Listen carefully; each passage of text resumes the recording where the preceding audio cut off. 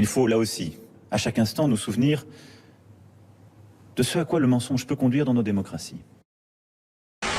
Aujourd'hui, quelques dizaines de personnes sont en train de faire tomber un pays et son peuple.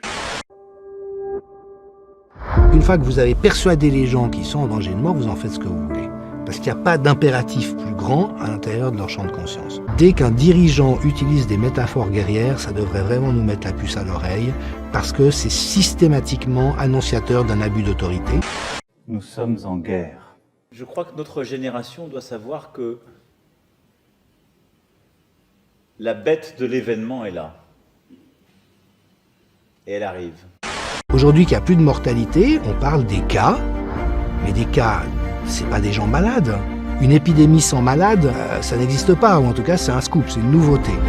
Il me semble que nous sommes gouvernés encore par autre chose, et vous en avez été le témoin ce matin même lors de votre entretien sur une radio publique, lorsque un membre du gouvernement nous a dit que les décisions n'étaient plus fondées sur la réalité de la circulation du virus, je cite in extenso les mots qui ont été prononcés lors de cette interview. Pouvez-vous les confirmer ?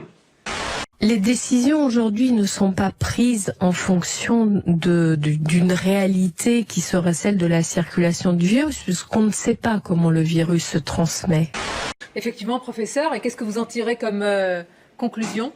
J'en tire qu'à partir du moment où un gouvernement annonce et assume de ne plus gouverner sur la réalité des choses, mais sur les interprétations, sur les envies, sur les intentions qu'il a, alors nous ne sommes plus dans une politique fondée sur les preuves, de la même façon que nous sortons, parfois ça a été le cas, d'une médecine fondée sur l'évidence. Si c'est le cas, alors à ce moment-là, il faut que nous revenions à l'observation de la réalité. Il faut que nous sachions analyser correctement les tendances, qui sont celles, par exemple, d'une diminution de l'épidémie de 50% dans l'hémisphère sud, qui sont celles de 147 décès en tout et pour tout hier en Europe, qui sont celles de 27 décès en France, alors qu'on nous annonçait une exponentielle croissante depuis plus de 15 jours, et les décès en France sont stables, voire sur les chiffres par rapport à 10 jours, diminuent.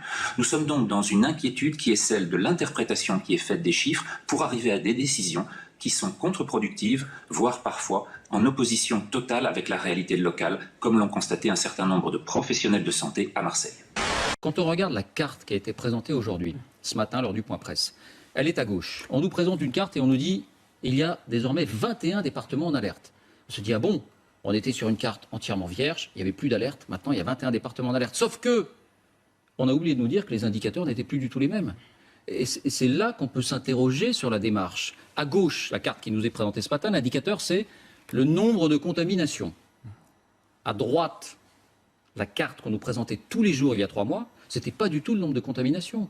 C'était 3 indicateurs dont on nous disait qu'ils étaient essentiels et qui avaient trait, grand 1, aux entrées à l'hôpital, grand 2, aux entrées en réanimation, grand 3, à la capacité de test. Donc, aujourd'hui, sans rien dire, on nous indique que 21 départements sont passés dans le rouge, sauf que l'échelle a complètement changé. Si on reprend, regardons nos 2 cartes, si on reprend les mêmes indicateurs, on aurait exactement la même carte verte. Mais non, on nous a présenté une autre carte. Voilà, c'est un petit exemple.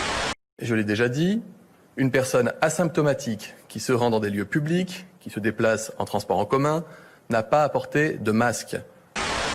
Il faut, là aussi, à chaque instant, nous souvenir de ce à quoi le mensonge peut conduire dans nos démocraties.